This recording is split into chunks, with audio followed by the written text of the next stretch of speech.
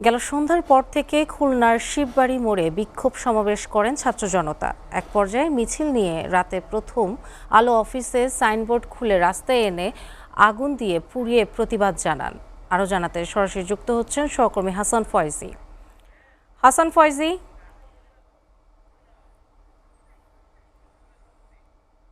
দর্শক, আমাদের সাথে সরাসরি যুক্ত হচ্ছেন রকিবুল ইসলাম মতি। মতি, খুলনার সর্বশেষ অবস্থা কি, আমাদেরকে বিস্তারিত জানাবেন। আমি যদি বলি যে সারা দেশের মতো কিন্তু খুলনায়ও যে হাদির মৃত্যুর যে খবর পাওয়ার পরে যে ছায়া নেমে এসেছে, সেই শোকের ছায়া কিন্তু কালকে দুপুরের পর থেকেই কিন্তু আমরা সেটি প্রত্যক্ষ দেখছি খুলনা শহরে।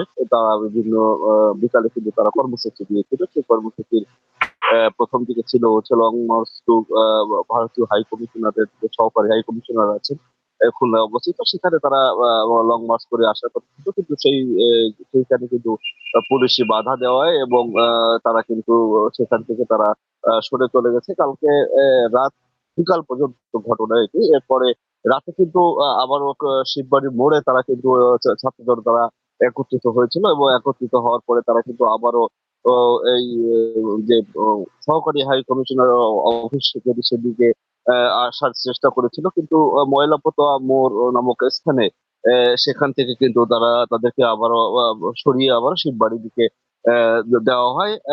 তারপরে আরো কিছু ঘটনা ঘটেছে, সেটি রাতে খুলনার প্রথম আলো অফিসে কিন্তু ছাত্র জনতা যারা ছিলেন তারা কিন্তু ও, ও, গিয়েছিলেন, তাদের প্রতিক্রিয়া দেখিয়েছেন, এবং সেখানে তারা যে সাইনবোর্ড ছিল তারা রাতে সেখান থেকে নিয়ে রাস্তায় এনে সেই সাইনবোর্ড পুড়েছে এবং বিক্ষোভ করেছে। এটি কাল রাত পর্যন্ত ঘটনা।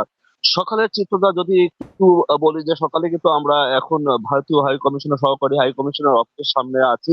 এখানে পুলিশ এবং র্যাবের নিশ্চিদ্র পাহারা দিয়ে তারা কিন্তু এই যে অফিসটি রয়েছে সেখানে কিন্তু তারা নিরাপত্তার ব্যবস্থা করেছেন, এবং দুই পাশে কিন্তু তারা যে বেরি চেকপোস্ট দিয়ে এখানকার সাধারণ মানুষের চলাচল থেকে শুরু করে যারা আসছেন তাদেরকে এক ধরনের জিজ্ঞাসাবাদ বা মত করছেন, এবং তারা পাহারা দিতে সর্বোচ্চ চেষ্টা করছেন বলে আমরা দেখতে পাচ্ছি। এবং এখানকার যারা ঊর্ধ্বতন কর্মকর্তা রয়েছেন, আমরা তাদের সাথে কথা বলেছি, তারা বলেছেন যে এই কমিশনারের এই কার্যালয়টি তারা সংরক্ষণ করার জন্য সর্বোচ্চ আইন শৃঙ্খলা দিয়ে তারা কিন্তু চেষ্টা করবেন, এবং কোন রকম বিশৃঙ্খলা যাতে না হয় সে চেষ্টা তারা অব্যাহত রাখবে বলে তারা কিন্তু আমাদেরকে জানিয়েছে।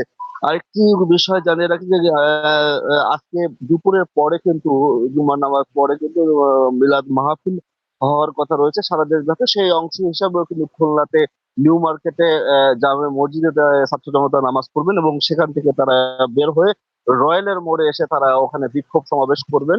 এটি কিন্তু কালকে রাতের ঘোষণা দিয়েছিলেন, এবং তারা কিন্তু আরেকটি বিষয় জানিয়েছিলেন যে তারা যে প্রথম আলো যে অফিসটি আছে সেটি যাতে ওখান থেকে আর কোনো কার্যক্রম চালাতে না পারে সেই ব্যবস্থা তারা ঘোষণা দিয়েছিলেন। কিন্তু সেই বিষয়ে আমরা সকাল থেকে খোঁজ নিয়েছি, সেখানেও পুলিশ মোতায়েন রয়েছেন, এবং সেখানে আপাতত কোনো বিশৃঙ্খলা আমরা সকাল থেকে শুনতে পারিনি। আর তবে আমরা যদি বলি যে এখন দুপুরের পরে কি ঘটনা ঘটবে সেটি দেখার অপেক্ষায় আমরা রয়েছি। তবে পুলিশ এবং র্যাব সহ আইন শৃঙ্খলা বাহিনী যারা কর্মকর্তারা রয়েছেন তারা কিন্তু এই বিষয়টিকে তারা গুরুত্ব দিয়ে তারা আইন শৃঙ্খলা রাখার সর্বোচ্চ চেষ্টা চালিয়ে যাচ্ছেন বলে আমরা জানতে পেরেছি, এবং ঊর্ধ্বতন কর্মকর্তারাও আমাদেরকে জানিয়েছেন। এবং দুপুরের পরে আমরা আরো বিস্তারিত জানাতে পারবো যে আসলে পরবর্তীতে কি ধরনের কর্মসূচি আসবে, এটি আমরা জানাতে পারবো পরবর্তী সংবাদে।